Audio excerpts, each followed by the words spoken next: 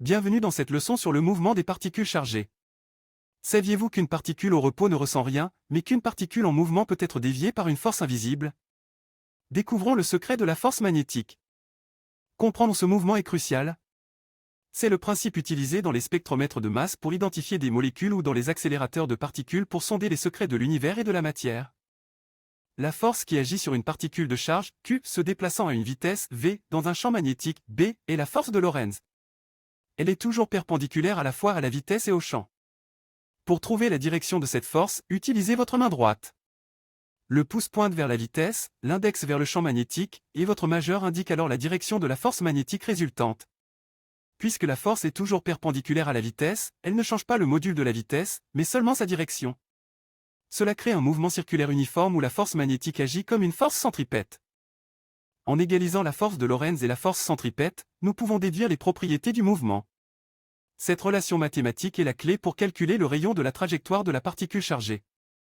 Le rayon de la trajectoire, appelé rayon de l'Armor, est proportionnel à la quantité de mouvement et inversement proportionnel à la charge et à l'intensité du champ magnétique. Plus la particule est lourde, plus le virage est large.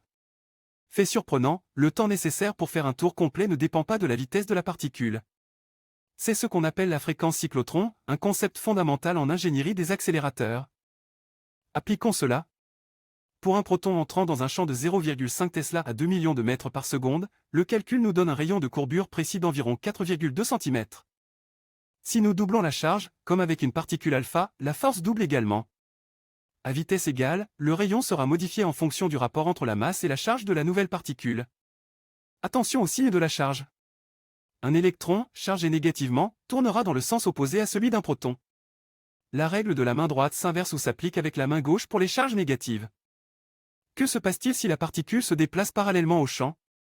Le produit vectoriel devient nul, la force est inexistante, et la particule continue sa route en ligne droite sans aucune déviation. Si la vitesse a une composante à la fois parallèle et perpendiculaire, le mouvement devient une spirale, ou hélice. C'est ce qui se passe dans la magnétosphère terrestre, créant les magnifiques aurores boréales.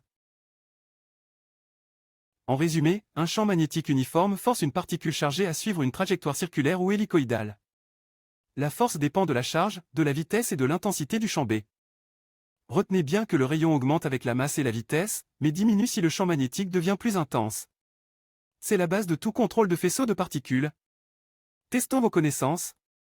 Si l'intensité du champ magnétique B est doublée, qu'arrive-t-il au rayon de la trajectoire de la particule? Réfléchissez à la formule R égale mv divisé par QB. La réponse est C, le rayon est divisé par 2. Comme B est au dénominateur, une augmentation du champ resserre la trajectoire de la particule. Bravo si vous avez trouvé la bonne réponse. Vous maîtrisez maintenant les bases du mouvement des charges dans un champ magnétique. Ces principes physiques régissent aussi bien les technologies médicales que les phénomènes cosmiques les plus grandioses. Cette présentation vous a été proposée pour faciliter votre apprentissage des sciences physiques. Générée par Vision Solvay.